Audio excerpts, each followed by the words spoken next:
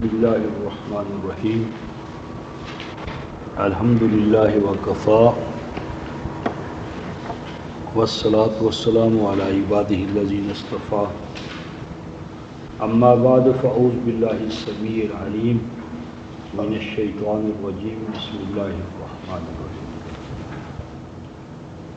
سورہ البقرہ آیت نمبر 35 میں تھا وَلَا تَقْرَبَا هَٰذِهِ الشَّجَرَةَ فَتَكُونَا مِنَ الظَّالِمِينَ،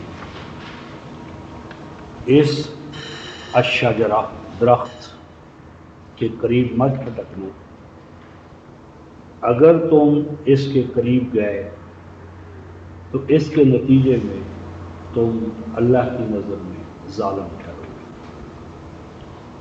یہ شجرہ تو اس ضمن میں ہم نے رفقان محترم دیکھا کہ اس شجرہ سے مراد شجرۃ الاباء والاستکبار، اللہ کی نافرمانی اور احکام الہیہ کے سامنے اپنے آپ کو بڑا سمجھنا، اور یہ ابا اور استکبار جو ہے اس کا مظہر عتم جو ہے وہ ابلیس ہے، لہذا اس میں ابلیس کے قریب جانے سے، ابلیسیت کے قریب جانے سے، ابلیسیت کو اپنے لیے یعنی ذریعہ بنانا، اس سے ہمیں روکا گیا تھا، اور اسی کو ہم نے لا یفتننکم الشیطان اور اس کے سارے اور بھی حوالے دیکھے تھے۔ تو وہ شجرہ کا ایک مفہوم ہمارے حوالے سے یا ہمارے سامنے پہلے آ چکا ہے۔ آج ہم شجرہ کو ایک دوسرے حوالے سے قرآن سے دیکھیں گے۔ اس میں ہم پچھلے درس کے ساتھ رشتہ جوڑتے ہوئے سورہ البقرہ کی آیت 187 جو ہے اس سے گفتگو کا آغاز کر رہے ہیں۔ غالباً وہ 35 صفحہ ہے سورہ البقرہ، 187 آیت۔ یہ جہاں خاتمہ ہوتا ہے اس میں یہ ہے کہ تلک حدود اللہ، تلک حدود اللہ، یہ اللہ تعالیٰ کی ٹھہرائی ہوئی حدیں ہیں۔ تلک یہ کیا ہیں؟ حدود اللہ، اللہ کی ٹھہرائی ہوئی باؤنڈری لائنز۔ پس کیا فرمایا؟ فلا تقربوها، پس ان حدوں کے قریب بھی نہیں جانا۔ فلا تقربوها یعنی یہ نہیں کہ ان کو وائلیٹ نہیں کرنا، وائلیشن نہیں کرنی، اسی سے منع نہیں کیا گیا، بلکہ فرمایا فلا تقربوها، ان کے قریب بھی نہیں جانا، کیونکہ قریب جاتے جاتے انسان تو ان کا مرتکب ہو جاتا ہے۔ فرمایا کذالک، بات یہی ہے، حقیقت یہی ہے، یبین اللہ آیاتہ للناس، اللہ تبارک و تعالیٰ کھول کھول کر بیان کرتے ہیں اپنے احکام، ہدایتیں، آیات لوگوں کے لیے۔ کیوں؟ لعلہم یتقون، تاکہ احکام الہیہ پر چلنا اور اس کی خلاف ورزی سے بچنا یہ ان کے لیے ممکن ہو سکے۔ آپ اس کے ساتھ 229 آیت اسی البقرہ میں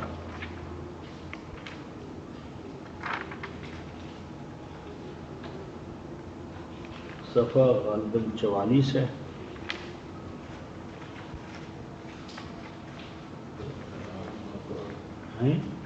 یا 41، 44، 229 آیت۔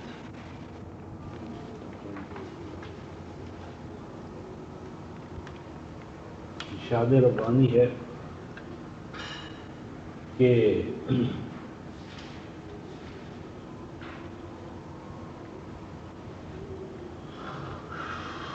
تلک حدود اللہ، یہ اللہ تعالیٰ کی ٹھہرائی ہوئی حدیں ہیں۔ فلا تعتدوها، پس ان حدوں کے ان حدوں کو کراس نہ کرنا، پار نہ کرنا، پار نہ ان حدوں سے نکل جانا۔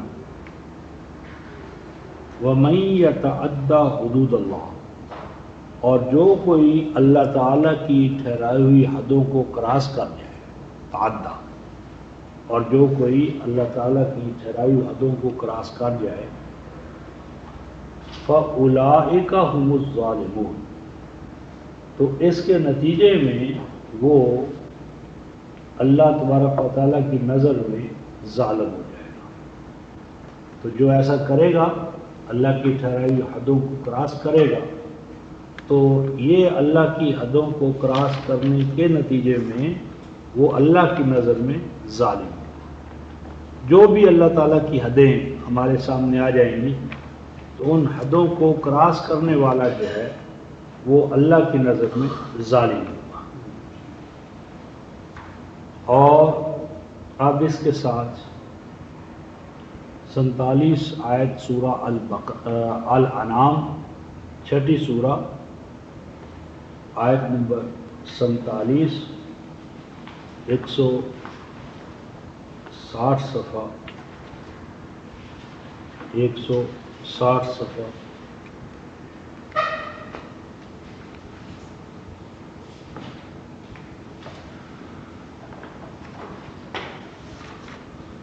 قُلْ أَرَأَيْتَكُمْ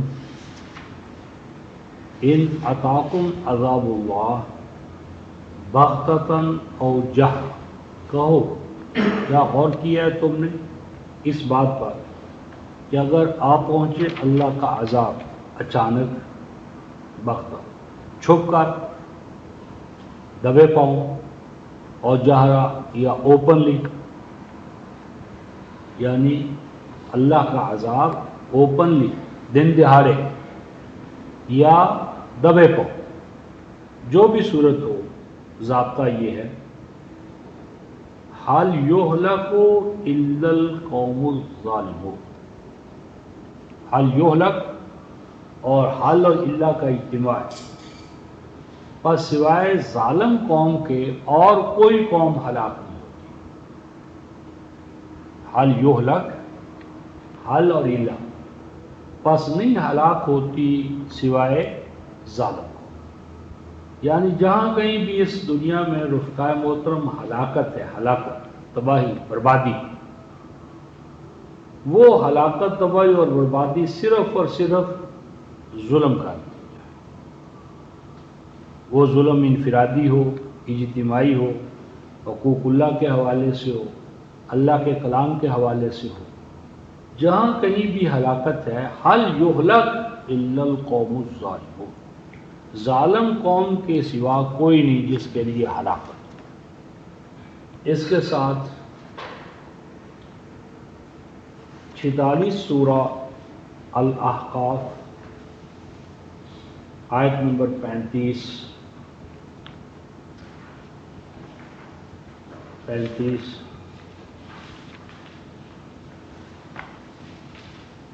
605،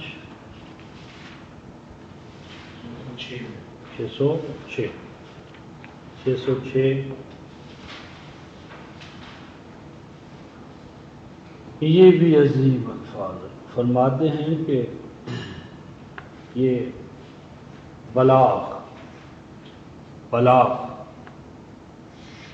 ایسی چیز کو کہتے ہیں الٹیمیٹ، جس کا پہنچانا لازم۔ بلاغ یہ چیز ایسی ہے کہ جس کو بچے تک پہنچا دیا جائے، بلاغ پہنچانا اس کا لازم ہے۔ کیا بلاغ کو؟ فَحَلْ يُهْلَكُ إِلَّا الْقَوْمُ الْفَاسِقُونَ، سوائے فاسق قوم کے اور کوئی ہلاک نہیں ہوا۔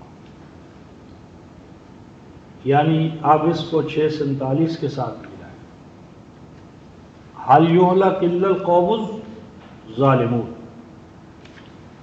ظالم قوم کے سوا کوئی ہلاک نہیں ہوتا۔ اور یہاں فرمایا بلاغ، حَلْ يُهْلَكُ إِلَّا الْقَوْمُ الْفَاسِقُونَ، پہنچاؤ، یہ پہنچانا لازم ہے، اس لیے کہ سوائے فاسق قوم کے کوئی قوم نہیں جو تباہ ہو، یعنی فاسق قوم ہے جس کے لیے ہلاکت ہے۔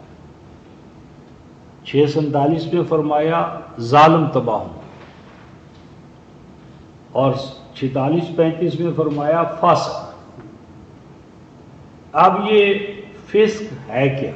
ایک تو اس کی تعریف 2:26-27 میں فاسق کی، 2:26-27، اور ایک عمومی حوالے سے ایک ضابطے کی بات اللہ تعالیٰ نے ارشاد فرمائی ہے کہ یہ غالباً 197 صفحہ ہے، 197،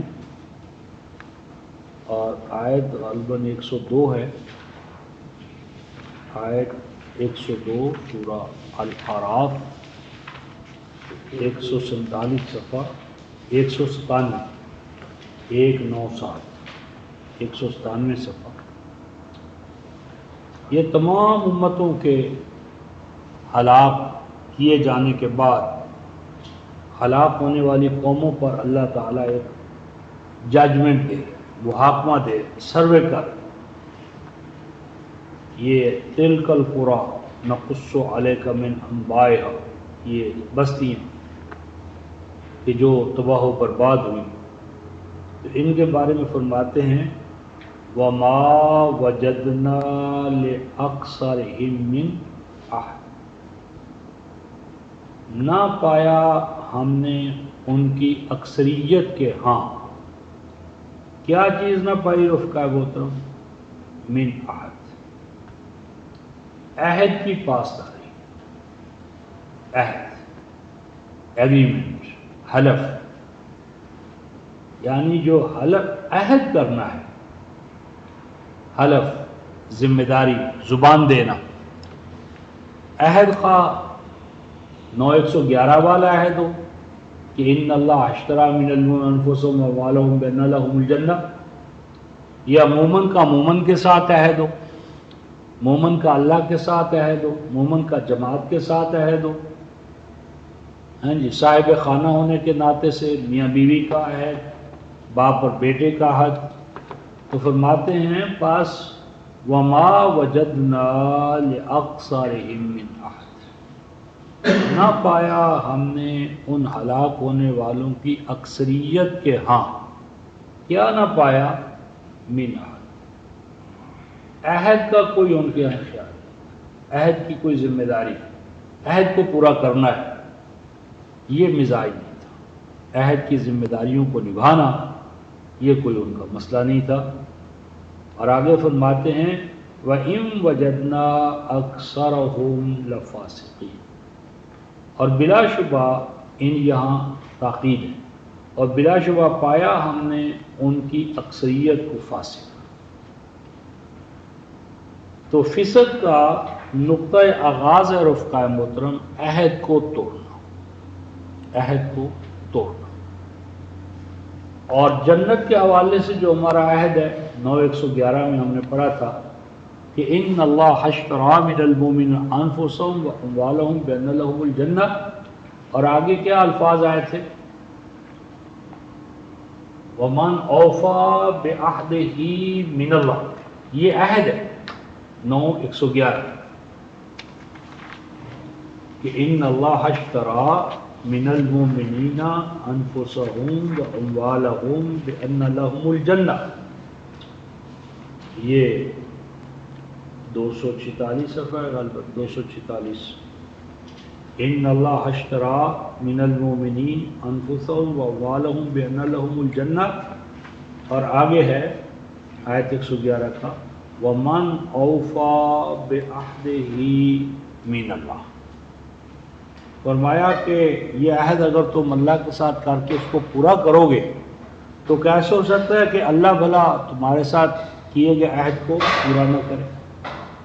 اگر تم اللہ کے ساتھ کیے گئے اس عہد کو پورا کرو گے تو اللہ زیادہ حق رکھتا ہے، زیادہ طاقت رکھتا ہے کہ وہ اپنے عہد کو پورا کرے۔ فاستبشروا ببیعکم الذی بایعتم بہ وذلک هو الفوز العظیم۔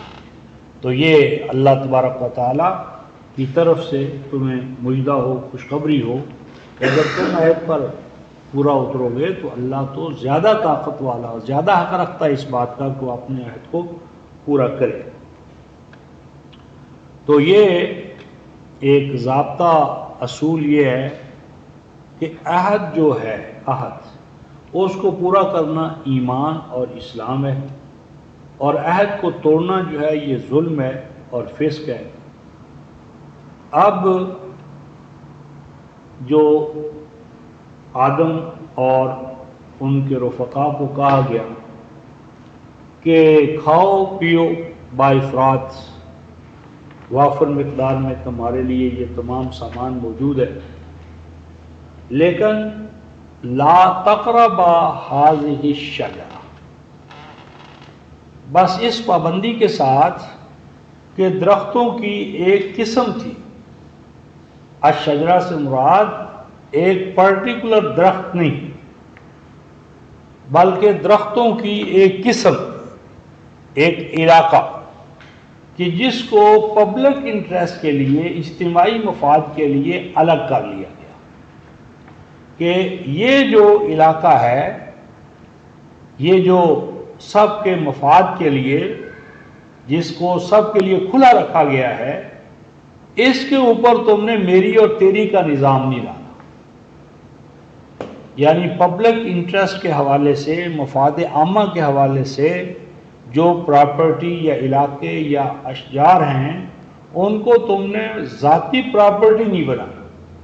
یہ جو کہا نا لا تقرب ہاذہ، یا جس وقت آپ کے پورے باغات تو اس میں یہ اور وہ کا مسئلہ نہ ہو، یعنی یہ میرا ہے وہ تمہارا ہے، یعنی یہ جو یہاں لا تقرب هذه الشجرہ کہ وہ درخت کہ جو اجتماعی مفاد کے لیے سب کے لیے کھلا رہنے چاہیے، ان کو تم ذاتی حوالے سے مقید مت کرنا، ذاتی حوالے سے ان کو مت لینا، ان کو اجتماعی مفاد کے لیے وہ کھلے رہیں۔ اب یہ جو ارشاد فرمایا ہے کہ لا تقرب هذه الشجرہ، اس درخت کے قریب نہ جانا، تو یہ ایک درخت نہیں ہے۔ اس کو ہم سورہ الکہف میں ایک اور حوالے سے دیکھتے ہیں۔ سورہ الکہف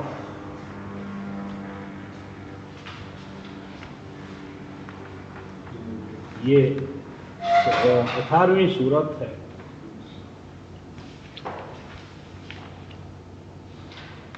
آیت نمبر 34۔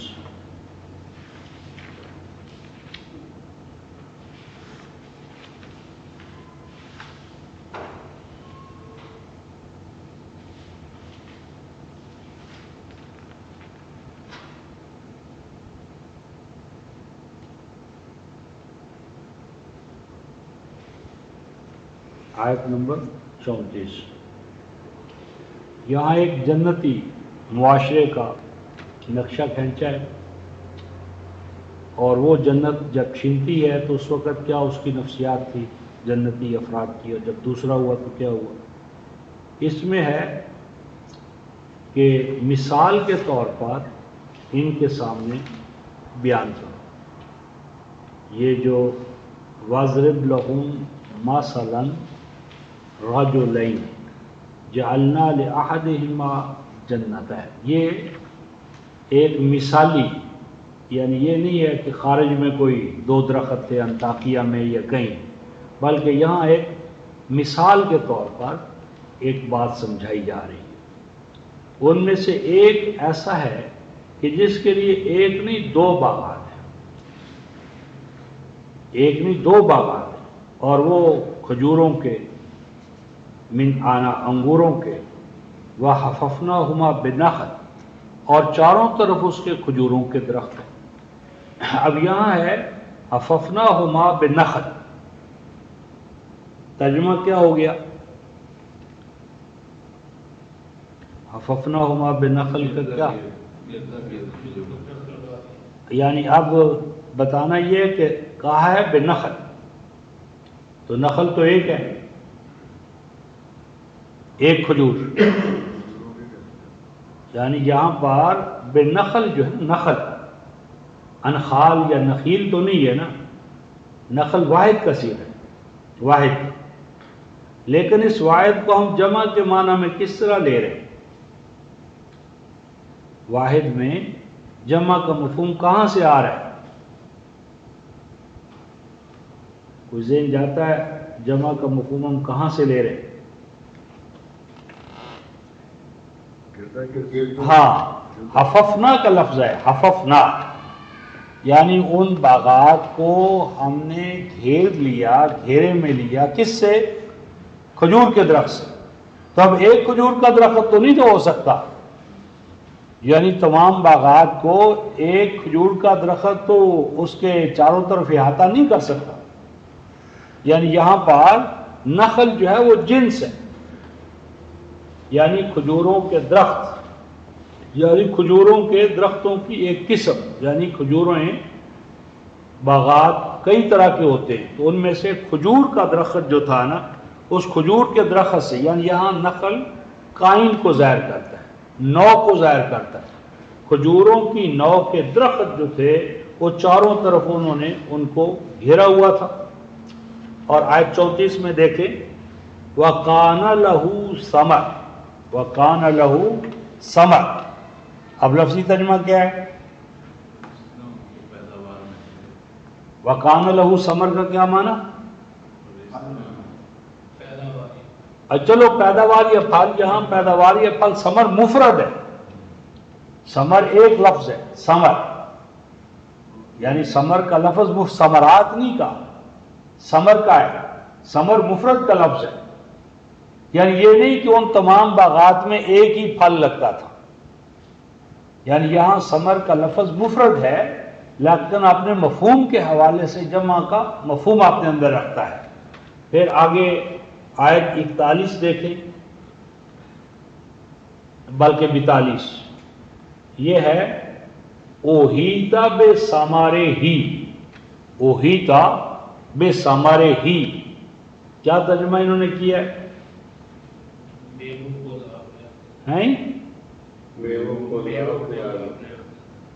میووں کو عذاب نے آ گھیرا، عذاب میووں پر آیا،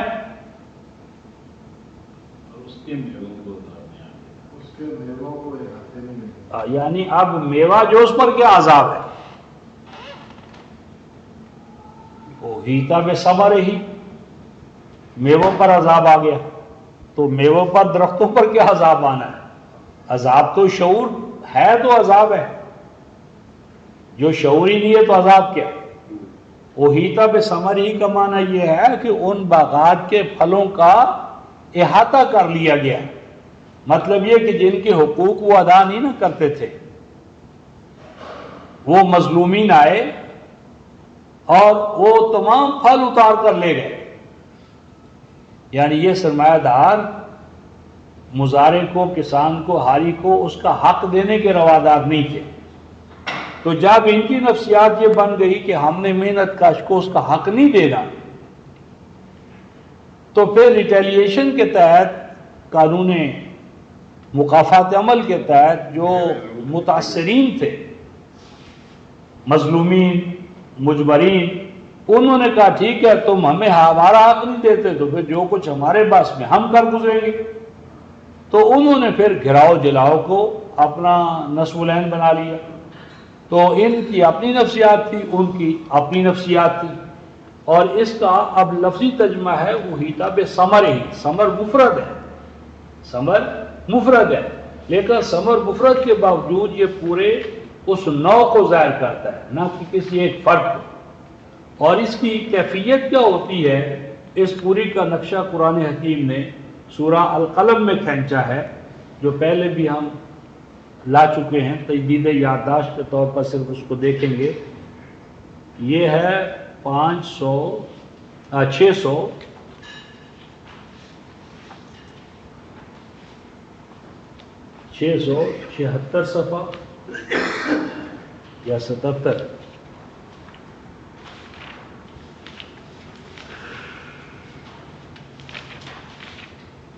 یہ آیت نمبر 18 ہے، 68 18 کیا 577 ہے، 677 ہے یا 76؟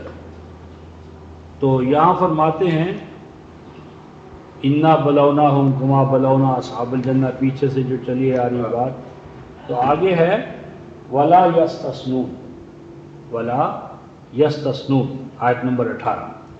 تو ولا یستثنون کا معنی عام ترجمہ ہمارے ہاں جو کیا گیا ہے وہ انشاءاللہ نہیں تھا، انشاءاللہ، تو یہ غلط ہے۔ انشاءاللہ نہ کہنے سے قوموں پر زوال نہیں آتا، تباہی نہیں آتی، جنتیں نہیں چھنتی۔ ولا یستثنون کا معنی یہ ہے کہ وہ حالیوں کے، کسانوں کے، مزدوروں کے، محنت کشوں کے جو حقوق ہیں ان حقوق کو ادا نہیں کرتے تھے۔ ان کا جو حق بنتا ہے محنت کش کا، محنت کا عوض، ریوارڈ، بدلہ، وہ اس کے دینے کے روادار نہیں تھے۔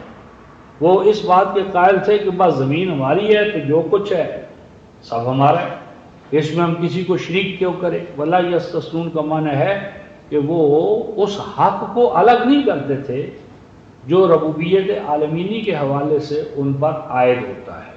کس طرح؟ اس کا قرآن نے سورہ الانعام،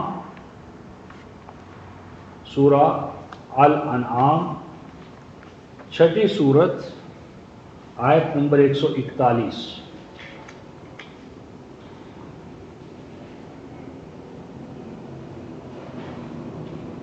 176 صفحہ، باغات سارا، آیت 101، هو الذی انشأ جنات معروشات وغیر معروشات والنخل والزرع مختلفا اکلہ والزیتون والرمان متشابہا وغیر متشابہ، یہ سارے باغات، جنات۔ آگے کیا فرماتے ہیں؟ کُلُوا مِن ثمرہ اذا اثمر، اور آگے وَأْتُوا حَقَّهُ یوم حصادہ ولا تسرفوا انہ لا یحب المسرفین۔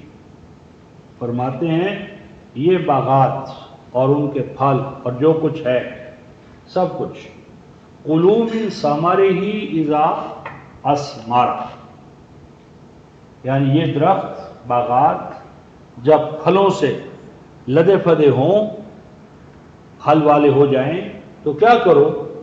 کُلُوا مِن ثمرہ، ان کے پھل کھاؤ۔ اب یہاں ثمر بھی مفرد ہے لیکن مراد اثمار، تو ہر طرح کا پھل، لیکن ایک شرط ہے، وہ شرط کیا ہے؟ وَآتُوا حَقَّهُ یوم حصادہ، جب فصل اٹھاؤ، پھل چن لاؤ، تو وہ پھل یا فصل جو ہوئی ہے وہ تنہا تمہاری نہیں ہے، وہ تنہا تمہاری نہیں ہے۔ کیا فرماتے ہیں؟ وَآتُوا حَقَّهُ، جو پھل، آمدن جو تمہیں حاصل ہوئی ہے اس پر ایک مالک کا بھی حق ہے۔ اصل یہ قرآن کے نقطہ نظر سے ہر پیداوار جو ہے وہ ایک شراکت ہے، یہ ایک کوآپریشن ہے یونیورسل۔ ایک طرف انسان ہے اور دوسری طرف اس میں اللہ ہے، اور اللہ نے پارٹیسپیشن کی ہے وسائل پیدا کر کے۔ زمین آپ کی پیدا کردہ ہے؟ نہیں۔ زمین میں زرخیزی آپ کی پیدا کردہ ہے؟ نہیں۔ روشنی، سورج، چاند، ستارے، ہوا، یہ باد سازگار، یہ پانی، یہ کس کا پیدا کردہ ہے؟ یعنی جو زمین ہے وہ بھی آپ کی نہیں۔ ان الارض للہ، زمین تو اللہ کی ہے، زمین بھی اللہ کی، زمین میں زرخیزی اور وسائل وہ بھی اللہ کے، آپ کی شراکت ہے اللہ کے ساتھ۔ آپ نے کوئی جدوجہد کی ہے اور وہ جدوجہد جو ہے کئی گنا ملٹی پلائی کر کے اللہ تمہیں دے رہا ہے، بس اس میں سے وہ لے لو جس سے تمہاری ضرورت پوری ہو جائے۔ اور جو تمہاری ضرورت سے زائد ہے وہ کیا کرو، وَأْتُوا حَقَّهُ يَوْمَ حَصَادِهِ، تو جب فصل اٹھاؤ تو فصل اٹھانے کے ساتھ ہی اللہ کا حق اللہ کو لوٹاؤ. اور اللہ کا حق کن کو ہم نے دینا ہے؟ لِلسَّائِلِ وَالْمَحْرُومِ، لِلسَّائِلِ وَالْمَحْرُومِ، یعنی جو ڈپرائیوڈ آف ہیں، کم محنت کرنے والے، بیمار، نادار، ان کو حق دینا یہ اللہ تبارک و تعالیٰ نے لازم قرار دیا. وَلَا تُسْرِفُوا، اور اگر تم ان کا حق نہیں دو گے تو تم کون ہوگے؟ مسرف، ظالم. اور فرمایا کہ اِنَّهُ لَا يُحِبُّ الْمُسْرِفِينَ، اللہ ایسے زیادتی کرنے والوں کو، ایسی قوم اور افراد اللہ کے محبوب نہیں ہو سکتے. اور یہ پورا جو نقشہ رفقہ محترم ہے، اس کو قرآن نے سورہ الواقعہ میں، صرف حوالہ لکھ لیں، سورہ الواقعہ میں یہ پورا نقشہ کھینچا ہے. اور اللہ فرماتے ہیں کہ تم زمین کو پیدا کرنے والے نہیں ہو، حتیٰ کہ زمین کی جو پیداوار ہے جسے ہم زمیندارہ کہتے ہیں، قرآن کہتا ہے زمیندارہ، مزارع، زراعت کرنے والا تو میں ہوں نہ کہ تم. یہ سورہ جو ہے الواقعہ، یہ 56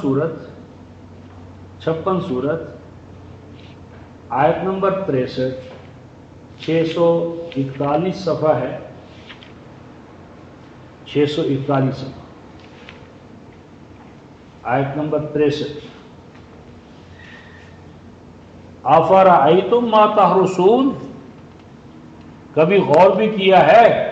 اللہ پاک فرماتے ہیں افرأیتم ما تحرثون، اے ہل چلانے والو، حالیو، اے کسان، ذمہ دار، کیا غور کیا ہے تم نے؟ افرأیتم، کیا غور کیا ہے تم نے کس بات پر؟ ما تحرثون، کہ تمہاری کھیتیاں کیسے پروان چڑھتی، کھیتیاں ایک ایک بیج کئی گنا ملٹیپلائی ہو کر تمہیں کیسے واپس لوٹتا ہے.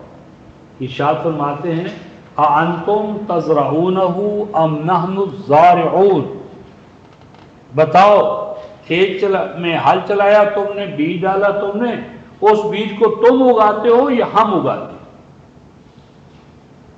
یعنی بیج ہی ہم نے زمین میں ڈالا ہے، اور کیا کیا؟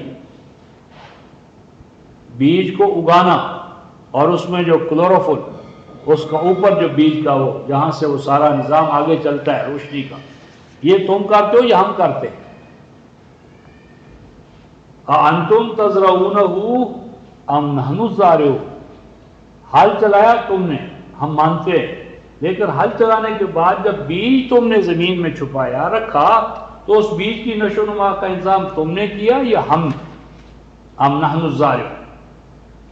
فرماتے ہیں لَوْ نَشَاءُ لَجَعَلْنَاهُ حُطَامًا فَظَلْتُمْ تَفَكَّهُونَ، فرمایا کہ اگر ہمارا نشو و نما دینے کا، زمین کے اندر نشو و نما دینے کی استعداد نہ ہوتی، بیج میں پھوٹنے کی استعداد نہ ہوتی، تو جو کچھ تم نے کیا ہے اس کو تم کیا کہتے؟ حطام، ایندھن، ناکارہ، بوجھ، کہتے چٹی پڑ گئی ہمارے اوپر، ہم محروم ہو گئے، ڈپرائیوڈ آف ہو گئے.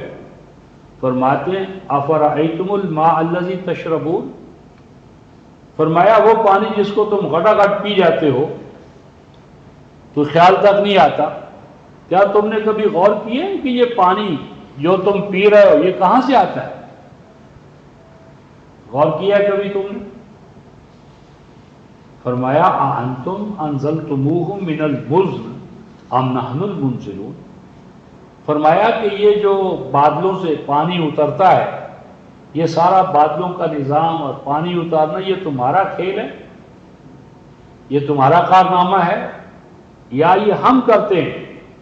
اور دیکھو لَوْ نَشَاءُ جَعَلْنَاهُ أُجَاجًا فَلَوْلَا تَشْكُرُونَ، فرمایا غور کرو کہ یہ سمندروں کا پانی تو کھاری ہوتا ہے، نمکین ہوتا ہے، شور ہوتا ہے، بحری جہاز میں جائے ایک چلو منہ میں ڈالے کیا حال ہوتا ہے؟ اسی کھاری شور پانی سے رفقائے محترم عمل تبخیر ہوتا ہے، عمل تبخیر، سالٹ سارے کے سارے وہیں رہ جاتے ہیں اور پانی صاف ہو کر بخارات کی شکل میں اوپر اٹھا. اور وہ پھر منوں ٹنوں پانی اگر وہ تمہارے گھروں تک پہنچانا پڑے اور ہوائیں اور بادل ایجنسیز نہ ہوتی تو کیا کرتے؟ فرماتے ہیں لو نشاء، اگر ہماری مشیت کا تقاضا ہوتا، اگر ہم چاہتے جعلناہ اجاجا، تو وہ پانی اسی طرح نمکین رہتا جس طرح کہ وہ اپنے مصدر میں، منبع میں، سمندر میں وہ نمکین تھا، تو تم کیا کرتے؟ فلولا تشکرون، تو فرمایا کہ شکر گزاری، اپریسیشن کیوں تم اپنے اندر پیدا نہیں کرتے؟ فرمایا آگے بڑھو، تیسری بات، افرأیتم النار التی تورون، کہ یہ جو سورج، انرجی، روشنی، ایندھن، یہ ایندھن کے وسائل تم نے پیدا کیے ہیں، یہ گیس، یہ تیل، یہ سورج، جتنی بھی انرجی کے، روشنی کے، ایندھن کے وسائل ہیں، یہ تمہارے پیدا کرتے ہیں؟ فرماتے ہیں اَأَنتُمْ أَنشَأْتُمْ شَجَرَتَهَا أَمْ نَحْنُ الْمُنشِئُونَ، یہ تمام جو وسائل، اسباب، ذرائع ہیں ایندھن کے، روشنی کے، یہ تمہارے پیدا کرتے ہیں یا ہم نے پیدا کیا؟ اور دیکھو یہ زمین اور اس کے اندر نشو و نما اور سرخیزی، یہ پانی اور پانی میں نشو و نما دینے کی استعداد، یہ روشنی اور روشنی کے یہ اتنے بڑے بڑے منبع ہم نے کیوں پیدا کیا ہے؟ نحن جعلناها تذکرہ ومتاعا للمقوین، یہ ہمارے پیدا کردہ ہیں، تمہارے پیدا کردہ ہیں، اور ہم نے پیدا کیا ہے ان کو للمقوین، تمام حاجت مندوں کے، متاع للمقوین۔ دوسرے مقام پر اس کو 11 سورہ حامیم سجدہ جو ہے اس میں یہ الفاظ آئے سواء للسائلین، سواء للسائلین، یہ سورہ حامیم سجدہ آیت 571 صفحہ۔ رب العالمین کی تعریف، الحمدللہ رب العالمین کلمہ ہے جو بغیر جانے، بلا سوچے سمجھے ہم دہراتے ہیں۔ یہ 571 صفحے پر آیت نمبر 9 ہے۔ ہاں، رب العالمین کا تعارف، رب العالمین کون ہے؟ ذالک رب العالمین، آیت نمبر 9 اور آیت 10 میں ہے وَجَعَلَ فِيهَا رَوَاسِيَ مِن فَوْقِهَا وَبَارَكَ فِيهَا وَقَدَّرَ فِيهَا أَقْوَاتَهَا فِي 4 أَيَّامٍ۔ جَعَلَ فِيهَا رَوَاسِيَ، اور اس اللہ تبارک و تعالی نے اس زمین میں رواسی، رواسیہ راسیہ کی جمع ہے، راسیہ ایسی دیگوں کو کہتے ہیں کہ جو ایک جگہ سے دوسری جگہ جن کا لے جانا مشکل ہے۔ رواسیہ پہاڑ، پہاڑی سلسلے، ہل سیریز، اور یہ پہاڑی سلسلے کیا ہیں؟ یہ اللہ تعالیٰ کی طرف سے نوع انسانی کے لیے ضیافت کا سامان ہے، یہ دیگیں ہیں۔ دوسرے مقام پر فرمایا ان تمید بکم، تم اللہ کے مہمان ہو، اللہ تمہارا میزبان ہے، اور یہ پہاڑی سلسلے تمہارے لیے دسترخوان کی حیثیت رکھتے ہیں۔ یہ پہاڑی سلسلے، یہ پہاڑی سلسلے کیا ہیں رفقا محترم؟ رواسیہ من فوقہا، اور آگے وبارک فیہا، وبارک فیہا، ان پہاڑی سلسلوں میں اللہ تعالیٰ نے واٹر ورکس کا نظام رکھا ہے، برکہ حوض ہیں تمہارے لیے، ان کے اوپر جو برف پڑی ہے، گلیشیئرز ہیں، اور ان کے اندر جو منرلز ہیں، یہ زمین اور زمین کے اندر، اور یہ پہاڑ اور پہاڑوں کے اندر جو کچھ ہے، قدر فیہا اقواتہا، ان کے اندر اللہ تعالیٰ نے تمہاری روزی کا سامان رکھا ہے۔ اور یہ جو زمین اور جو کچھ اس کے اندر ہے، پہاڑ اور جو کچھ اس کے اندر ہے، یہ دریا، یہ ندیاں، یہ نالے اور جو کچھ ہے، اس کے لیے اللہ تعالیٰ نے آیت نمبر 10 میں ارشاد فرمایا سواء للسائلین، سواء للسائلین، یہ کسی ایک وڈیرے کے لیے اللہ تعالیٰ نے کوئلہ پیدا نہیں کیا، یہ آپ کا گیسز کا نظام، پیٹرول، پیٹرو کیمیکل، یہ سعودی خاندان کی چیز نہیں ہے. سواء للسائلین، ہر حاجت مند کی حاجت کو دور کرنے کے لیے برابر کا حق. یہ ربوبیت عالمینی کا حق ہر ابن آدم کا، یعنی یہ ہر ابن آدم کا حق ہے کہ وہ بھوکا نہ رہے، ننگا نہ رہے، پیاسا نہ رہے. ہاں جی، سرما اور گرما کا جو موسمی تغیرات ہیں یہ اس کے لیے ستانے کا باعث نہ بن جائیں. تو یہ سواء للسائلین، سب کے لیے اللہ تعالیٰ نے یہ تمام چیزیں پیدا کی ہیں. تو یہ جو ابناء آدم کے لیے لا تقرب هذه الشجرہ، اس سے مراد تھا کہ تم بعض درختوں کو اپنے پرسنل پراپرٹی بنا کر ان کو اپنے لیے خاص کر کے اور دوسروں کو اس سے محروم کرنا، یہ ذہنیت پیدا نہ کر. اس ذہنیت کا نقشہ جو ہے وہ قرآن نے کھینچا ہے. رفقائے محترم 16:112 سورہ النحل، سورہ النحل آیت 112.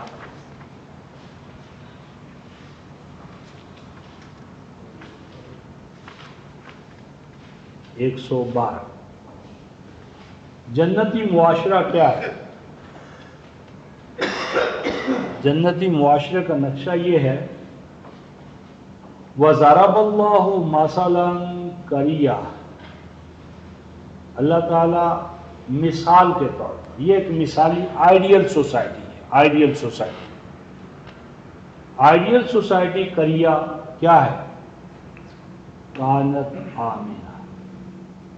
آئیڈیل سوسائٹی کا پہلا تقاضا یہ ہے رفقاء محترم کہ وہاں جان مال کا تحفظ ہو.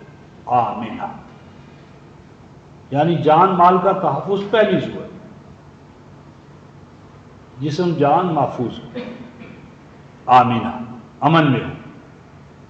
نمبر 2 فرمایا مطمئنہ، جان مال محفوظ ہوگا تو ذہنی سکون ہے. جان مال غیر محفوظ ہے تو ہر چیز غیر محفوظ ہے، اطمینان کہاں سے؟ تو امن ہوگا تو اطمینان قلوب پیدا ہوگا. اور یہ امن اور یہ اطمینان کیسے پیدا ہوتا ہے؟ یاتیہا رزقہا رغدم من کل مکان. فرمایا کہ وہ بستی ہوتی ہے کہ پہنچتا ہے اس بستی کو اس کا رزق، وسائل نشو و نما، کھانا پینا، ازدواج، مکان، رہائش. رزق میں یہ تمام چیزیں شامل ہیں. بنیادی ضروریات زندگی، بنیادی ضروریات زندگی کی فراہمی اسے حاصل ہوتی ہے کس طرح رفقائے محترم؟ راغدہ. یہ رفقائے محترم ایک بھوکا ہونا ہوتا ہے اور ایک ہوتا ہے ندیدہ پن. بھوک تو ختم ہو جاتی ہے انسان کی، لیکن ندیدہ پن ختم نہیں ہوتا. ندیدہ پن کب ختم ہوتا ہے؟ جب معاشرہ اجتماعی طور پر ایک دوسرے کے نفع نقصان میں اس کا ساتھی بن جائے. یعنی سب سے بڑا جو خوف ہے رفقائے محترم وہ انسیکیور ہے. میرا اور آپ کا آج اور کل غیر محفوظ ہے. غیر محفوظ نتیجہ یہ ہے کہ سب کچھ لینے کے باوجود، سمیٹ لینے کے باوجود ہر وقت کھٹکا لگا رہتا ہے. پتہ نہیں کل کیا ہوگا، پتہ نہیں کل کیا حالت ہوگی. تو راغدن کا معنی ہے کہ خوشگواریاں جو خوف اور حزن سے پاک. خوف اور حزن دو بنیادی چیزیں. قرآن نے کہا تھا البقرہ کی آیت نمبر 38 میں، فمن تابع ہدایہ، جو اس الہی ہدایت کے پیچھے چلے گا تو کیا اس کو ملے گا؟ فلا خوف علیہم ولا هم یحزنون. خوف اور حزن سے پاک ہو جانا رفقائے محترم، یہ بنیادی مسئلہ. جب تک فرد خوف اور حزن کی زد میں ہے، ناممکن ہے کہ معاشرے کے اندر امن اور اطمینان کا ماحول ہے. اور آگے فرماتے ہیں من کل مکان. یہ رزق، وسائل پیداوار اور خوشگواریاں صرف سینٹر والوں کو نہ ہو، اسلام آباد، ماڈل ٹاؤن، ہاں جی، وزیر اعظم کے دائیں بائیں ان کے لیے نہیں، یہ نہ ہو سارا شہروں کو ملے پھر ماڈل ٹاؤن کو ملے اور سارا رخ جو ہے آبادی کا وہ لاہوروں کی طرف ہو جائے، انوانٹڈ بوجھ پڑ جائے اور اس کے لیے ہزارہ مسائل۔ من کل مکان، جہاں کہیں کوئی شہری رہتا ہے، وہ صحرا میں ہے، وہ پہاڑوں پر ہے، وہ میدانوں میں ہے، وہ وادیوں میں ہے، من کل مکان، جہاں کہیں بھی ہے، اس کو یہ بنیادی ضروریات زندگی کی ضمانت ملنا چاہیے۔ یہ تو ہے آئیڈیل سوسائٹی۔ اور آگے کیا فرماتے ہیں؟ فَقَفَرَتْ بِأَنْعُمِ اللَّهِ، پھر وہ معاشرہ جو آئیڈیل تھا وہ کچھ عرصہ تو چلے، اس کے بعد کیا کرے؟ وہ اللہ کی عطا کردہ پیدا کردہ نعمتوں پر پردہ ڈالنا شروع کر دے، یعنی چھپانا شروع کر دے، ہورڈنگ شروع کر دے۔ یہ تب ہوگا جب میری اور تیری کا نظام آ جائے، یعنی انفرادی مفاد پرستی جب آ جائے گی نا، تو پھر انسان پردے ڈالتا ہے، چھپاتا ہے، ہورڈنگ کرتا ہے۔ تو پھر کیا ہوتا ہے نتیجہ؟ فَأَذَاقَهَا اللَّهُ لِبَاسَ الْجُوعِ وَالْخَوْفِ۔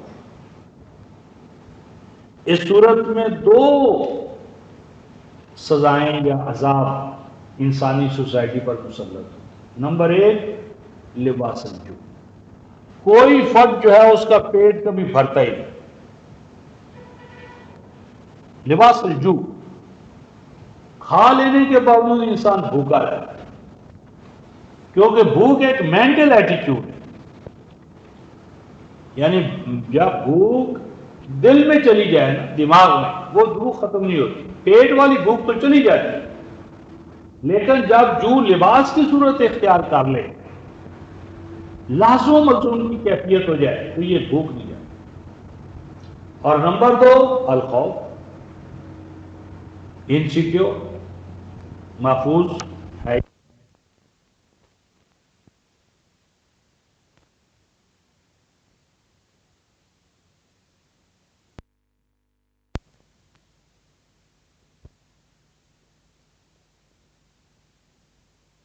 صنعت بھی ہے، انڈسٹریل ایج بھی ہے، انڈسٹریل ہونے کا دعویٰ بھی ہے، اور انڈسٹریلائزیشن کے باوجود یہ ہوگا۔ اور آگے فرماتے ہیں وَلَقَدْ جَاءَهُمْ رَسُولٌ مِّنْهُمْ فَكَذَّبُوهُ فَأَخَذَهُمُ الْعَذَابُ وَهُمْ ظَالِمُونَ۔ فرماتے ہیں اور ان کے پاس تو رسول بھی آئے ہیں، رسول پر ایمان بھی رکھتے ہیں، میلاد بھی منواتے ہیں، نعتیں بھی پڑھتے ہیں، محفل میلاد بھی برپا کرتے ہیں، آئے ہیں ان کے پاس رسول، لیکن یہ کیا کرتے ہیں؟ فَكَذَّبُوهُ، عملاً اس کے مکذب، عملی تکذیب۔ نتیجہ کیا نکلا؟ فَأَخَذَهُمُ الْعَذَابُ، جب عملی تکذیب کریں گے، یا نسخہ آپ نے جیب میں رکھا ہوا ہے اور نسخے کی عمل میں خلاف ورزی کر رہے ہیں، تو جیب میں رکھا ہوا نسخہ کیا کرے گا؟ زبان پر نسخے کا رٹا لگایا ہوا ہے طوطے کی طرح، اور عمل میں اس کی خلاف ورزی ہو رہی ہے، تو نتیجہ عذاب۔ اور یہ کیوں ہوا؟ کیا فرمایا؟ لا تقربا هذه الشجرہ، تو کیا تھا؟ فَتَكُونَا مِنَ الظَّالِمِينَ، ظالم ہو جاؤ گے۔ تو کیا فرمایا؟ وَهُمْ ظَالِمُونَ، یہ ظلم ہے۔ ظلم یہ ہے کہ جو اللہ تبارک و تعالیٰ نے رزق کے وسائل سب کے لیے کھلا رکھنے کا حکم دیا ہے، ان وسائل پر جو سب کی ربوبیت عامہ کے لیے اللہ نے پیدا کیے ہیں، اگر ان پر تو میری اور تیری کا، میری اور تیری، یہ میرا ہے وہ تیرا ہے، اور مائٹ از رائٹ، جو طاقت والا ہے وہ سب سمیٹ لے، اور جو دوسری طرف ہے اس کے پاس کچھ نہ بچے، تو اگر تم ایسا کرو گے تو یہ جو چیز ہے نا، یہ تمہیں تباہ کر دے گی، اس کے نتیجے میں تم کیا ہو جاؤ گے؟ ظالم بن جاؤ گے۔ اور اس میں عجیب ایک نقشہ سورہ شعراء، انڈسٹریلائزیشن کے باوجود تباہی، اس کے باوجود جو ہے خوشحالی نہیں آ رہی، انڈسٹریل ایج آ جانے کے باوجود۔ تو اس کا سبب کیا ہے؟ اس کا سبب قرآن نے سورہ شعراء یہ فرماتے ہیں، آیت نمبر 128، یہ 445 صفحہ ہے۔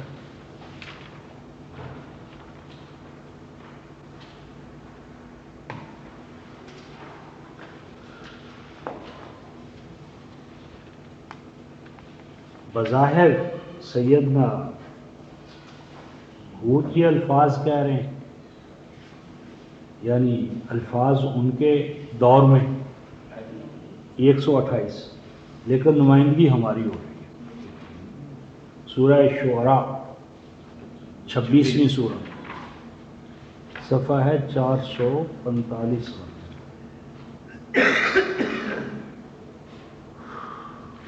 رب العالمین، یہ الفاظ ہیں رفقہ محترم، اتبنون بکل رین آیتن تعبثون۔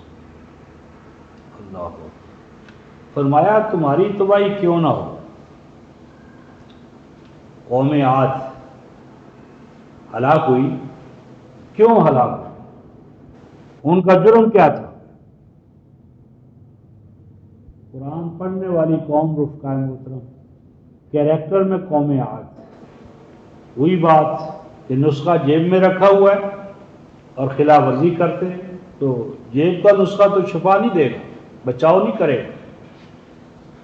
سیدنا ہود علیہ السلام فرماتے ہیں اتبنون بکل رین آیتن تعبثون، تم وہ قوم ہو کیا کرتے؟ تبنون، بنا، کنسٹرکشن، بلڈنگز بناتے چلے جاتے ہو، اسکائی اسکیپرز، ملٹی سٹوری بلڈنگز۔ اتبنون، تم وہی تو ہو جو کنسٹرکٹ کرتے ہو، تعمیریں کرتے ہو، پلازے بناتے ہو۔ کہاں بناتے ہو؟ بکل ری، ری عین، سرسبز و شاداب علاقے، یعنی جہاں سے تمہیں پیداوار لینا چاہیے، زرعی ملک ہے، اور زرعی ملک کے اندر پلازوں پر، بلڈنگز پر، روڈز پر سارا زور، بلڈنگز اینڈ روڈز پر زور ہے، اور جو آبادی ہے وہ بیچاری بھوکوں مر رہی ہے۔ موٹر وے بنا دیا آپ نے، جہاں سے موٹر وے گزر رہا ہے دائیں بائیں غربت، تباہی، بربادی، اور موٹر وے بنا دیا آپ نے۔ اتبنون بکل رین آئے، تم وہ ہو کہ بناتے ہو، کنسٹرکٹ کرتے ہو ہر زرخیز پیداوار دینے والی زمین پر۔ کیا؟ آیتن، مونومنٹس۔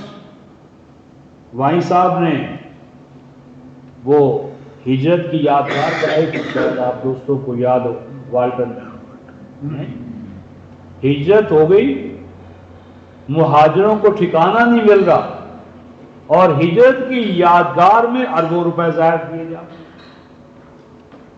یعنی ہجرت کا ماڈو بن گیا، مونومنٹ، ہجرت کی یادگار اور مہاجر تباہ۔ کیا فرماتے ہیں؟ تعبثوا، عبث، بیکار محض، یعنی یہ جو ملٹی سٹوریز کا نظام ہے رفقہ، 100 اور 104، 110، سوال یہ ہے کہ جن علاقوں کے اندر اول سے آخر تک آبادی ہے، زمین ہے، سارا کچھ ہے، تو کیا فرمایا؟ تعبثون۔ اور آگے الفاظ آئے رفقہ محترم، وَتَتَّخِذُونَ مَصَانِعَ لَعَلَّكُمْ تَخْلُدُونَ، وَتَتَّخِذُونَ مَصَانِعَ، اور تم بناتے ہو، پکڑتے ہو، اڈاپٹ کرتے ہو، تتخذو. تمہارا فلسفہ یہ ہے، تمہارا فلسفہ انڈسٹریلائزیشن کلاس، تتخذون مصانع، بناتے ہو، پکڑتے ہو، قرار دیتے ہو تم کس کو؟ مصانع، مصنع فیکٹری، کارخانہ، کارخانوں کو تم نے ذریعہ بنا لیا ہے کس چیز کا؟ لعلکم تخلدون. کارخانوں کو ملٹی پلائی کرتے چلے جاؤ، اس سے تم سمجھتے ہو تمہیں اٹرنیلٹی حاصل ہو جائے گی، دوام حاصل ہو جائے گا. عبدالآباد کے لیے تمہاری بادشاہت کی بنیادیں رکھ. تتخذون مصانع، اڈاپٹ کیا تم نے، اختیار کر لیا ہے، گمان کر رکھا ہے تم نے، بنا لیا ہے تم نے کارخانوں کو. یعنی مین بیہائنڈ دا ویٹ، آدمی کی قیمت نہیں ہے. قیمت اس بات کی ہے کہ پچھلے سال سے آج ہمارے کارخانوں میں اضافہ کتنا. مصانع، کارخانوں کو تم سمجھتے ہو تخلدون کہ یہ تمہیں دوام دیں گے. ہمیشگی کا راز اس میں ہے کہ اپنے آپ کو جلدی جلدی کارخانے دار بناؤ. وَإِذَا بَطَشْتُمْ بَطَشْتُمْ جَبَّارِينَ. فرمایا جب اپنے بھائی بندوں کو، مزدوروں کو، محنت کشوں کو، ماتحت ملازمین کو پکڑنے کا وقت آتا ہے، ان سے تو غلطی ہو گئی، بھول چوک ہو گئی، گڑبڑ ہو گئی. وَإِذَا بَطَشْتُمْ، اور جب پکڑتے ہو تو بَطَشْتُمْ جَبَّارِينَ، تو اس طرح پکڑتے ہو کہ تم فرعون بھی تم سے شرمائے. جبار، وقت کا جبار فرعون تھا. تو تم اپنے مزدوروں کے ساتھ، محنت کشوں کے ساتھ، ہاریوں کے ساتھ وہ طرز عمل اختیار کرتے ہو کہ فرعون بھی تمہیں دیکھ کر شرمائے. اذا بطشتم بطشتم جبار، جب اپنے بھائی بندوں کو پکڑتے ہو تو وقت کا فرعون، اور جب وقت کے فرعون کے دربار میں پہنچتے ہو تو اتنا لمبا سیدھا کرتے ہو کہ اس کو کسارے اٹھانا تو ایک طرف، اٹھنے کا حوصلہ و دم خم نہیں رہتا. اذا بطشتم بطشتم جبارین. تو یہ جو فلسفہ ہے رفقائے محترم کے کارخانوں پر کارخانے ملٹی پلائی کرتے چلے جانا اور انڈسٹریلائزیشن پر زور دینا، روڈز اینڈ بلڈنگز کو دوام کا ذریعہ بنانا، اور وہ کارخانے کے اندر جو محنت کش ہے، مزدور ہے، اور جس جگہ سے تم موٹر وے گزار رہے ہو اس کے دائیں بائیں غربت ہے، تو یہ خلود کا ذریعہ ہے. اس میں قرآن حکیم نے ایک نقشہ ہمارے سامنے رکھا تھا. سورہ البقرہ، سورہ البقرہ 2:58 دوام کس کو ہے اور تم نے کیا کیا. یہ 11 صفحہ ہے. وَإِذْ قُلْنَا، اور یہ ایمان والو تم نے یاد رکھنا ہے. اس جہاں بھی آتا ہے رفقائے محترم، اس کے اندر انڈرسٹوڈ ہے تذکر، تذکرو، یاد رکھنا. یہ تمہاری رہنمائی کے لیے. آیت نمبر 58. یاد، یہ یاد رکھنے کی چیز تھی. از آیا، از، وَإِذْ قُلْنَا، بہت غور سے سنو، اس وقت کو ذہن میں رکھو جب ہم نے کہا، ہمارا تقاضا، ہمارا حکم ہوا بنی اسرائیل کو، ادخلوا هذه القریہ، اس قریہ میں، مملکت میں، علاقے میں بطور فاتح داخل ہو جاؤ. فتح کا باب کھل گیا فاتح کے طور پر. پاکستان کا مقصد کیا؟ لا الہ الا اللہ. پاکستان 14 اگست کو تمہیں دے گا. ادخلوا هذه القریہ فَكُلُوا مِنْهَا حَيْثُ شِئْتُمْ رَغَدًا. یہ ہے جنتی ماڈل۔ فرمایا اجتماعی طور پر کھانا، یہ نہ ہو بعض کی توند پڑ جائے اور بعض بیچارے انیمیا کا شکار ہو جائے۔ فَقُلُوا، سب مل کر کھاؤ، سب مل کر کھاؤ، اور کھانے کے اندر پینا شامل ہے۔ کھانا پینا اس پوری بستی میں کس طرح ہے سو شئتم، جہاں کہیں تم ہو، یعنی اس بستی کے اندر شہروں اور دیہات کا فرق نہ ہو، حیثیت کا کوئی فرق نہ ہو، تمہاری حیثیت کیا ہے، ہماری حیثیت کیا ہے۔ سیدنا ابوبکر صدیق رضی اللہ تعالیٰ عنہ کے دور میں جب میزانیہ یا بجٹ بنا تو سب کے اندر مساوات تھی، برابری تھی۔ حضرت عمر نے کہا نہیں، بدر والوں کو کچھ زیادہ ملنا چاہیے، پھر احد والوں کو۔ فرمایا غلط بات ہے، بطونوں کو متساویہ، پیٹ سب کا برابر ہے، فَأُصَوِّي بَيْنَ بطونکم، پیٹ برابر ہے، پیٹ کی ضرورت برابر ہے، باقی رہا تمہارے ورچوز وسائل وہ تمہارے اللہ کے ہاں، وہ تفاوت اللہ کے ہاں ہے، پیٹ تمہارے برابر ہے۔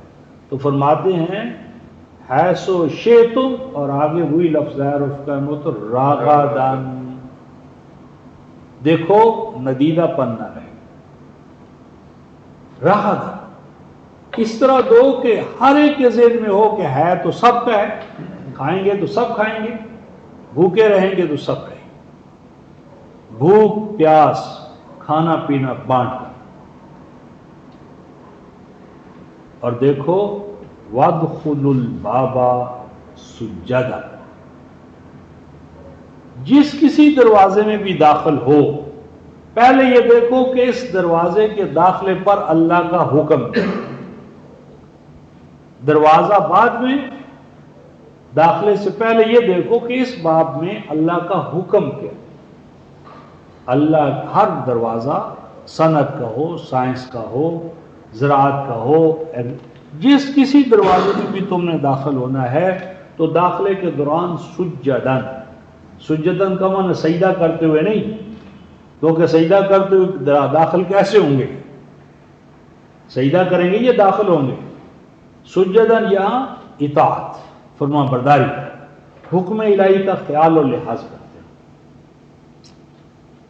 آگے فرمایا وَقُولُوا حِطَّةٌ، وَقُولُوا حِطَّةٌ، عام ترجمہ ہمارے ہاں یہ کر دی ہے حِطَّہ کہتے ہوئے، قولوا حِطَّہ، حِطَّہ کہتے ہوئے، کیا ترجمہ ہے جاؤ بھائی، کیا معنی؟ حِطَّہ کہنا اس لیے غلط ہے یہ ترجمہ کہ حِطَّہ کی جو تا ہے نا توئے کے بعد اس پہ دو پیشے ہیں یا دو زبر ہیں؟ دو پیشے، دو پیشے اگر ہیں تو کولو کا حِطَّہ مفعول نہیں ہے، کولو ہے فعل بفاعل۔ اگر ہم کہیں دیکھیں پیچھے وَادْخُلُوا الْبَابَ، وَادْخُلُوا فعل بفاعل ہے اور البابا مفعول ہے تو اس پر کیا ہے؟ زبر، مفعول پر زبر آتی ہے۔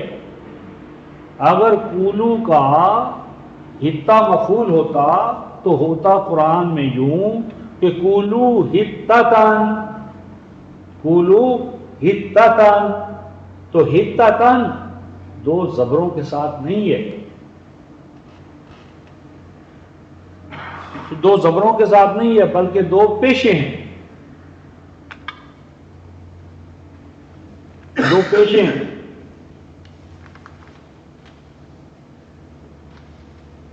یہ تو ہمارا اصل ہی ہے۔ اس ضمن میں ایک مثال اور دیتا ہوں، تصوف نے جہاں سے بیڑا غرق کیا ہے سنت کا، یہ سورہ الانعام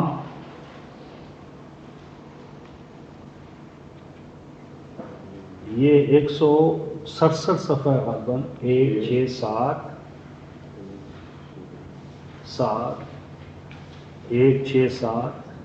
41 آیت ہے 91۔ 6 इकाई 6 इकाई।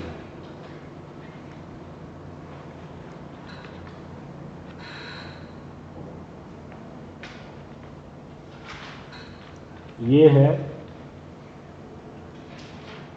कि यहूद ने ये कहा कि हम कुरान पर ईमान नहीं लाते। क्यों? कि अल्लाह ने कभी किसी बशर पर कभी कोई चीज़ नाजिल ही नहीं की।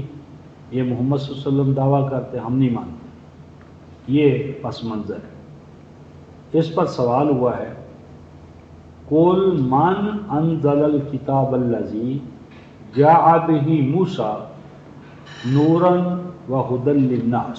इनसे पूछो कि ये जो तुम आज बैकी बातें कर रहे हो, कह रहे हो कि अल्लाह ने कभी कोई चीज़ नाजिल ही नहीं की थी बशर पर, तो इनसे पूछो कि वो किताब जो मूसा लेकर आए थे, जिसमें गाइडेंस थी, लाइट थी, रोशनी थी अपने वक्त के लोगों के लिए, वो अल्लाह ने नाजिल की थी या नहीं? यहूद से पूछा जा रहा है कि अदावत कुरान में तुम यहां बढ़ गए हो कि अल्लाह ने तो कभी कोई चीज़ नाजिल ही नहीं की, तो बताओ मूसा पर किताब अल्लाह ने नाजिल की थी या नहीं? अब साफ बात है कि जब यहूदी है किताब तौरात को मानता है तो कैसे कहेगा कि अल्लाह ने नाजिल नहीं की? अदावत ज़ाहिर हो गई। आगे क्या फरमाया उसका तजअलूनहु करातीसा, तजअलूनहु करातीसा। क्या तर्जुमा किया इन्होंने? जिसे तुमने अलग-अलग और आप पर रिविजन पे नकल कर रखा है। अच्छा, मौलवी साहब ये तो मान गए ना कि तौरात कागजों पर लिखी हुई थी। और आप कुरान तुमने अलग-अलग और आप कर रखा है, रिविजन पैकेज पर नकल कर रखा है। और आप थे या तो नकल की या नहीं? तो कुरान के लिए तो वर्क नहीं थे। किताब मूसा के लिए यहूद के पास औरात थे, और अबद का आखिरी कलाम लिखने के लिए मोहम्मद रसूलुल्लाह के पास, महबूब रब्बिल आलमीन के पास कागज नहीं। वो खजूरों के पत्ते थे, हड्डियां थी, हैं जी, और टोकरों में नौज़बिल्ला वो रखा हुआ था। तो किताब मूसा और आँख में, और अल्लाह का आखिरी अबद का कलाम बस हड्डियों पर। जुल्म करातीस तुब्दूनहा व तुख़ून कसीरा व उल्लिमतुम मा लम तालमू अंतुम वला आबाउकुम। यहाँ मेरा नुक्ता है कुल। आगे क्या है? कुल के बाद क्या है? कुलिल्लाहु। कुलिल्लाह, हे पर जबर नहीं आई, हे पर जबर नहीं है, हे पर पेश है। क्या तर्जुमा किया है इन्होंने कुलिल्लाह का? क्यों जा भाई, क्या तर्जुमा है उर्दू में? नहीं, बस कुलिल्लाह पर पड़े ना। तो इजाज़ भाई क्या है आपके पास? कुलिल्लाह क्या तर्जुमा किया है? नहीं, इस किताब को खुदा, हाँ, यानी कुलिल्लाह हो, हाँ, कह दो क्या? अल्लाह। अब अगर तो ये होता ना हे की जबर, तो इसका मान होता अल्लाह अल्लाह कहा था, जबर होती। जो हमारा तसव्वुफ है ना, अब बहुत बड़ा सूफी है, नाम नहीं बताता, उसने इस आयत से ये इस्तेदलाल किया कि अल्लाह अल्लाह कहने का अल्लाह ने हुक्म दिया। अल्लाह अल्लाह कहने का हुक्म होता ना तो हे की होती जबर, कुलिल्लाह। यह है कुलिल्लाह हो, हे की पेश है। हे की पेश बताती है कि ये कुल का मफूल नहीं है, ये अल्लाह अल्लाह कहने की चीज नहीं है। यह अल्लाह के ऊपर जो पेश है ये जवाब है, मन अनज़लल किताब अल्लज़ी जाअ बिही मूसा। वो किताब जो मूसा अलैहिस्सलाम लेकर आए थे वो किसने उतारी थी? अब वो तो जवाब नहीं देंगे, क्योंकि वो जवाब दे दे तो उनकी मौत है।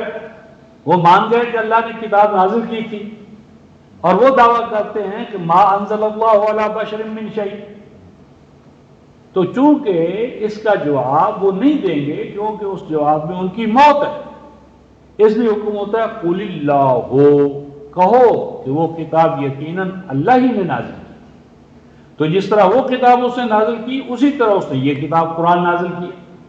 یعنی کہنا یہ تھا کہ قل اللہ کی اگر ہے پر زبر ہوتی تو اس کا معنی ہوتا اللہ اللہ کہا کرو، کیا کرو، لیکن یہاں ہے پر زبر نہیں، یہ پیش ہے، تو پیش کا اس کا مطلب کہ اس کا جو عامل ہے رفع کا وہ اور ہے، یہ نہیں ہے۔ اسی طرح ہم 2:58 پہ گفتگو کر رہے تھے، وَقُولُوا حِطَّةٌ،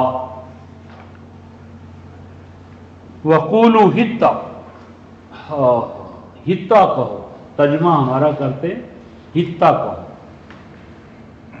تو ہاں نغفر لکم خطایاکم، تم حِطّہ کہو، ابھی ہم حِطّہ پہ گفتگو کرتے ہیں، حِطّہ کہو، حِطّہ کہنے کا نتیجہ کیا ہوگا؟ نغفر لکم خطایا، تمہاری خطائیں، شارٹ کمنگز جو ماضی میں تم کر چکے ہو ان سے ہم تمہیں پروٹیکشن عطا کر دیں گے، اور جو تم میں سے مزید محسن بنیں گے ان کو ہم اور ریوارڈ عطا کریں گے۔ پس فبدل الذین ظلموا، پس تبدیل کر دیا ظالموں نے، قولا غیر الذی قیل لہم، اس قول کی جگہ پر جو ان سے کہا گیا تھا اس کی جگہ پر انہوں نے اس کو تبدیل کر دیا۔ یعنی اللہ نے کہا تھا حِطّہ، اور انہوں نے کیا کہنا شروع کر دیا؟ ہنتا ہنتا ہنتا۔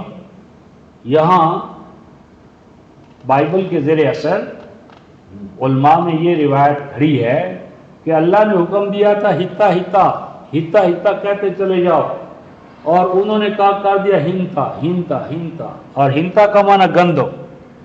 اللہ نے کہا ہتا کہو، انہوں نے کہا نہیں ہمیں گندم چاہیے گندم چاہیے گندم چاہیے۔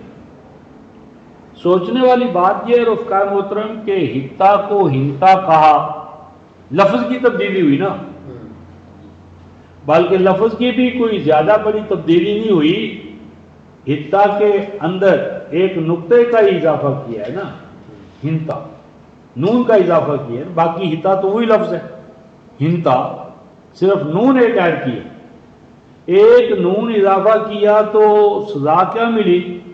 فَأَنزَلْنَا عَلَى الَّذِينَ ظَلَمُوا رِجْزًا مِّنَ السَّمَاءِ بِمَا كَانُوا يَفْسُقُونَ، تو اس کے نتیجے میں اللہ تعالیٰ نے ان پر پتھر برسا دیے۔ یعنی ہتا کو ہنتا کہا، ایک نقطے کا اضافہ کیا تو پتھر برسے اس قوم پر، اور جس نے پورا قرآن ہی منسوخ کر دیا، جس امت نے پورے قرآن پر احادیث کو قاضی بنا دیا، السنت قاضیۃ علی القرآن ولیس القرآن قاضی علی السنہ، حدیث سنت قاضی ہے قرآن پر، قرآن بیچارہ تو مجبور ماض ہے، وہ تو منسوخ ہو گئے۔ تو جس نے پورے قرآن کو منسوخ کر کے نظام ہی الگ کر دیا، تو اس دن عبد الجلیل صاحب سے میں نے وہ جو بات ہو رہی تھی کہ سنت نے قرآن کو پس پوئی ڈالا، کہہ لگے نہیں کہا صاحب میں اتفاق نہیں کرتا، میں ڈر گیا کہ یہ قرآن کی آیت اور کہتے میں اتفاق نہیں کرتا اور قرآن کے خادم، کہنے لگے جی صاحب بات یہ ہے کہ اس قوم نے ادب کا خیال رکھا ہے۔ میں نے کہا وہ کیسے؟ کہتے یہ پیچھے نہیں رکھا، انہوں نے سر کے اوپر رکھا ہے، سر کے اوپر، بہت سر کے اوپر، اتنا اوپر کہ ہاتھ ہی نہ پہنچ سکے، نہ اپنا نہ بچے، بے ادبی ہو جائے گی۔ یعنی پیچھے تو نہیں نا آپ نے رکھا، پیچھے کیوں رکھے؟ یہ تو بے ادبی ہے۔ تو انہوں نے اتنا اونچا رکھا کہ نہ اپنا ہاتھ پہنچے نہ بیوی بچوں کا، بہت اونچا رکھا ہے بھائی صاحب، بے ادب قوم نہیں ہے، بہادر قوم ہے، اتنا اونچا رکھا ہے کہ کسی کا ہاتھ ہی نہ پہنچ سکے۔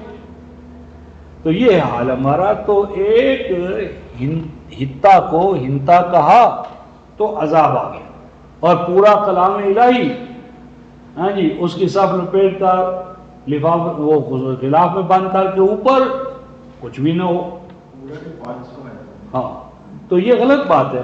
اصل بات یہ ہے کہ ان کو حکم یہ دیا گیا تھا کہ کولو ہتا، یعنی سینٹرل گیٹ جب اس سے تم داخل ہو تو ڈکلیریشن فاتح قوم کی طرف سے ڈکلیریشن کیا ہو؟ ہتا، یعنی ہاذہی ہتا، حتی یحتو، حتی یحتو اس کا معنی ہوتا ہے کسی کا بوجھ اٹھا لینا۔ قولوا ہتا، یہ اعلان عام کر دو کہ اے مفتو قوم، تمہارا بوجھ، تمہارا دکھ، تمہارا درد ہم اٹھانے والے ہیں۔ یعنی فاتح قوم مفتو کے لیے بوجھ نہ بنے بلکہ ان کا بوجھ اٹھانے والے بنے۔ یعنی تمہارا اعلان یہ ہو کہ اے مفتو قوم، ہم تمہیں لوٹنے کے لیے نہیں آئے، ہم تمہارے وسائل کو سلب کرنے کے لیے نہیں آئے، ہم تو تمہاری خدمت کرنے کے لیے آئے ہیں، ظلم سے نجات دینے کے لیے آئے ہیں، ظالموں کی کلائی مروڑنے کے لیے آئے ہیں، مظلوموں کو عدل، مساوات، اخوت، ربوبیت دینے کے لیے آئے ہیں۔ ہتا یعنی ان کے دکھ درد بوجھ اٹھانے والے بنو، نہ یہ کہ ان کے لیے بوجھ بن جاؤ۔ ایک بات۔ دوسرا بات ہے حتی عن الشیء تبرع، بیمار کو شفا دے، بیمار ہو اس کو شفا دی جائے، گرا ہے اس کو اٹھایا جائے، مظلوم ہے تو اس سے ظلم کا دور کرنا۔ یعنی تم نے بنیادی انسانی حقوق جو ہیں ایک تو وہ دینے ہیں، اعلان عام کرنا ہے، اور دوسرا یہ ہے کہ ماضی میں جو مقابلہ ہوا تھا نا ہمارا، مثلا فاتح مفتو لڑائی ہوئی، لڑائی میں مفتو مغلوب ہو گئے، اب جو مفتو ہے اس کے خلاف انتقام کا دروازہ نہیں کھول دینا۔ جب فتح ہو گئی اب ماضی کی صف لپیٹ دو، یعنی ماضی کا دروازہ اب نہیں کھولنا۔ اعلان عام، مقابلہ کیا، تم نے بھی کیا، ہم نے بھی کیا، لیکن وہ تھنگ آف دا پاسٹ گزر گئی۔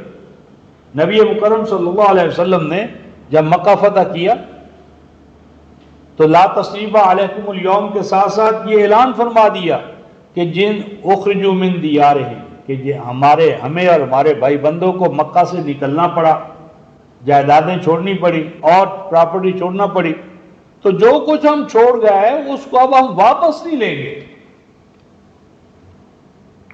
یہ نہیں ہوگا یہ حویلی ہماری تھی، یہ باغ ہمارا تھا، یہ فلاں ہمارا تھا۔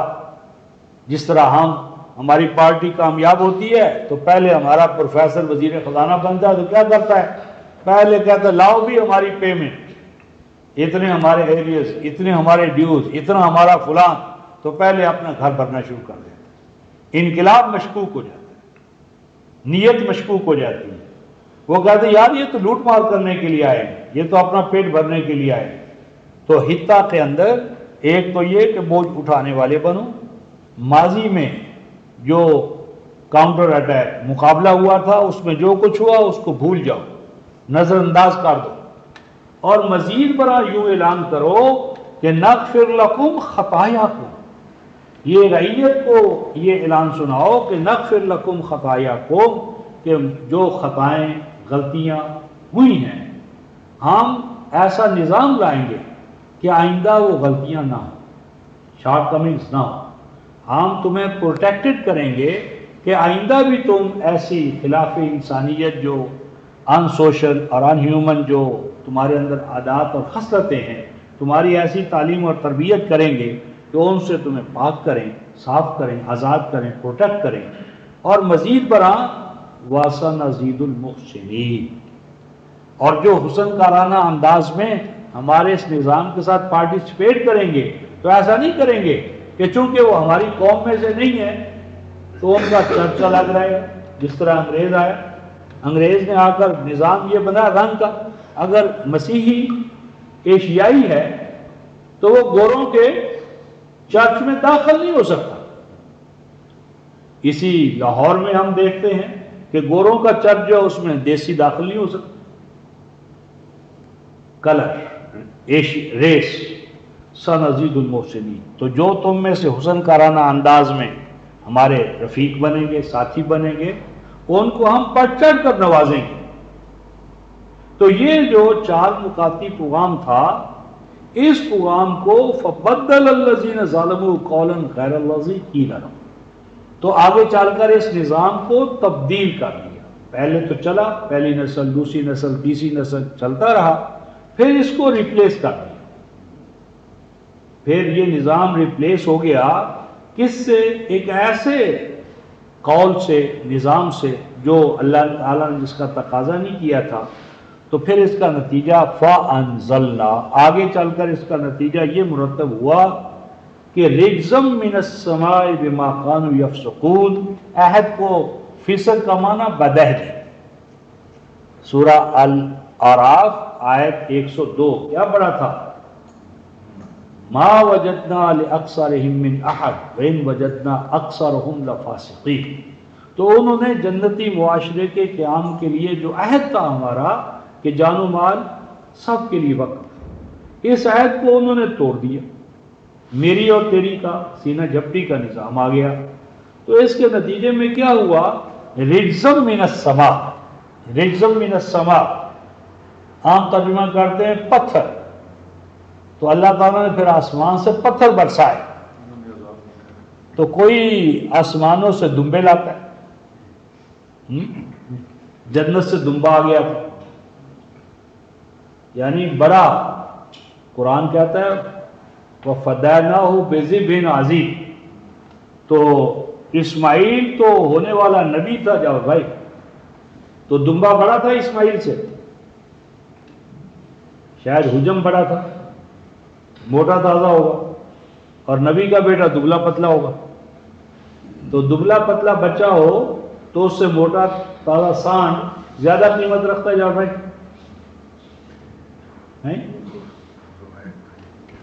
ہو یہ واقعہ کب ہوا تھا؟ فلما بالغ معہ السعی، یہ اسماعیل کوئی بچہ نہیں تھے، سعی، باپ کے ساتھ جدوجہد کرنے کی عمر کو پہنچ گئے تھے۔ تو باپ اگر معلم ہو تو بچہ جدوجہد باپ کے ساتھ کب کرے گا؟ جب اسے الف با بھی نہ آتی ہو۔ مبلغ کا بچہ باپ کے ساتھ جدوجہد کرے گا جب تبلیغ کے اصول سیکھ لے، برتنے کے قابل ہو جائے۔ تو خیر یہ جو ہے رفتہ مطلب زج رے جیم زے، راجازہ، راجازہ ہوتا ہے رفتہ محترم، یہ دیکھا ہوگا آپ نے ریڑے پر گھوڑا یا گدھا اور ہل میں بیل یا اونٹ، تو بعض اوقات کو اونٹ یا بیل کمزور ہو جاتا ہے، تو اس کو کیا کرتے ہیں؟ آنکس مارتے ہیں، وہ ایک چھڑی جس کے آگے لوہے کی انی ہوتی ہے وہ اس کو مارتے ہیں، وہ چبوتے ہیں، وہ کھڑا ہو جاتا ہے، پھر بیچارہ تھوڑا سا چلتا ہے، پھر گر پڑتا ہے، پھر اس کو مارتے ہیں، اور ایک سٹیج ایسی آ جاتی ہے کہ وہ بیچارہ مارے کھا کھا کر بھی اٹھ نہیں سکتا۔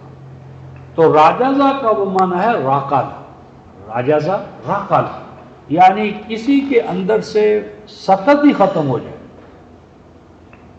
سہار، برداشت، قوت، طاقت، پاؤں پر سٹینڈ بائی کھڑا ہونے کی استعداد ہی ختم ہو جائے کہ اب آپ اس کو مارتے رہیں، ٹھوکریں مارتے رہیں، آنکس مارتے رہیں، لیکن وہ کھڑا ہی نہیں ہو سکتا۔ تو یہ ہے رجزم من السماء، سماوی قانون کے تحت پھر ان کے اوپر رجز مسلط ہو گیا۔ کیا معنی؟ جمود، تعطل، بے اہمیت، بے حیا، بے غیرت، یعنی زندگی مقصود بذات بن گئی، خواہ وہ کتوں اور بلوں کی زندگی کیوں نہ، غلامی کی زندگی، محکومی اور محتاجی کی زندگی، ضربت علیہم الذلۃ والمسکنہ وباؤوا بغضب من اللہ۔ تو یہ جو ذلت و رسوائی کی، محکومی کی، محتاجی کی زندگی ہے، اس کو ذرا، یہ 94 آیت اسی البقرہ میں ہے،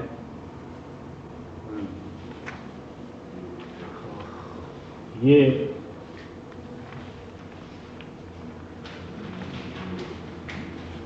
کیا 19 آیت ہے، 94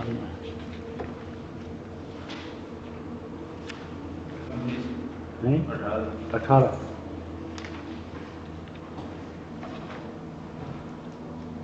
ارشاد ربانی ہے، یہ والا تاجدنہم، یہ پھر 96 والا تاجدنہم احرص الناس علی حیات، اور پاؤ گے تم انہیں زندگی کا سب سے بڑا حریص۔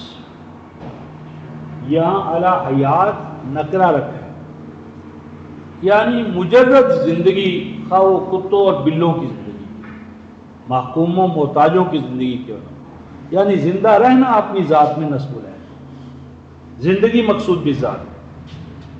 وَمِنَ الَّذِينَ أَشْرَكُوا، مشرکوں کا بھی یہی حال ہے۔ اور مشرک کون ہوتے ہیں؟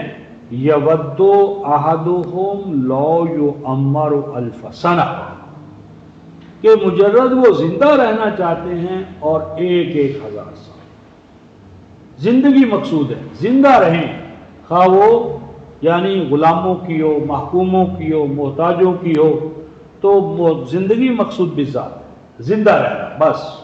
اور آگے فرماتے ہیں وَمَا هُوَ بِمُزَحْزِحِهِ مِنَ الْعَذَابِ، زندگی خواہ وہ عذاب کی زندگی کیوں نہ ہو، محکومی، محتاجی، ہاں جی، فقر، افلاس، اور فرماتے ہیں کہ بس زندگی مقصود بذات بن گئی، ان یعمر واللہ بصیر بما یعملون۔ تو یعنی یہ جو رزم من السماء ہے، یہ ہے زندہ رہنا اپنی ذات میں، خواہ وہ محکومی ہو، محتاجی ہو، دادر کی ٹھوکریں ہوں، کچھ بھی ہو، بس زندہ رہنا۔